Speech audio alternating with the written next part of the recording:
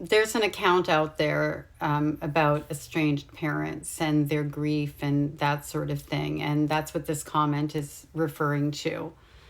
I really wish that there was a positive, a good account out there that does help parents who are legitimately estranged. And what I mean by legitimately estranged, I mean the parents out there who are having gaps in their relationships with their children because they passed on trauma. The people who ended up raising their children either with an ex who's a narcissist or within the narcissistic family system because they didn't go no contact when the children were younger and lose their children to that system for a period of time. I wish there was something out there for parents like that. I deal with clients like that in therapy. I had periods of time where my children weren't talking to me because there were things that I did in passing down my trauma that were simply not okay. And we had to work through our relationships. And I'm in Florida right now visiting my kids and our relationships repaired. And I'm sure there'll be times where we have our ups and downs, but they were raised with love, not abuse, and love wins.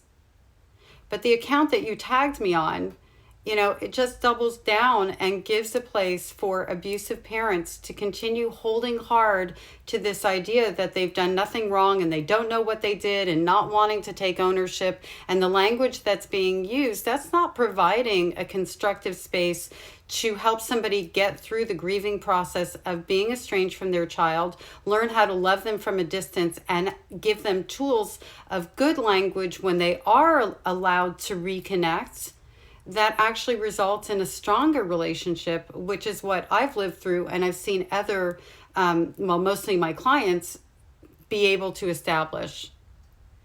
In this thing, I think she said like third stage of grief or something in the video, and I don't want to throw anybody over there, and she's only got like, I don't know, 12 or 1,300 followers. So I'm not worried about who sees her stuff. I'm just concerned that parents who really need support and deserve it will be attracted to something like that because they're hurting, right? And so they might be misguided or taken advantage of, and their pain may be leveraged instead of actually giving them constructive tools. But it said, oh, you reached out to your children and you tried to do everything that you could. You even shared with them what you learned in therapy. And when I saw that, I was like, no, this isn't about sharing with them what you learned in therapy. This is about asking them what you can do to help repair the relationship. This isn't about what you have learned. It's about the tools that you should be using to repair the relationship. Things like being willing to listen with an open mind and providing validation and apologies that aren't attached to your past experiences, which are really irrelevant when it comes to what trauma you pass down to your children is. It doesn't matter where it comes from. I don't say to my kids, I'm sorry, I did that because I learned that.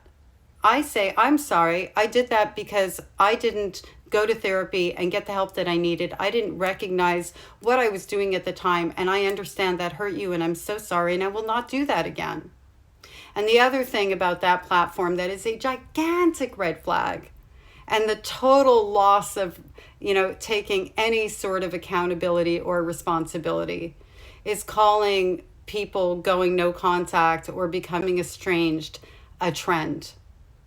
That's not a trend. People walking away from abuse and breaking the cycles of abuse, that's not a trend.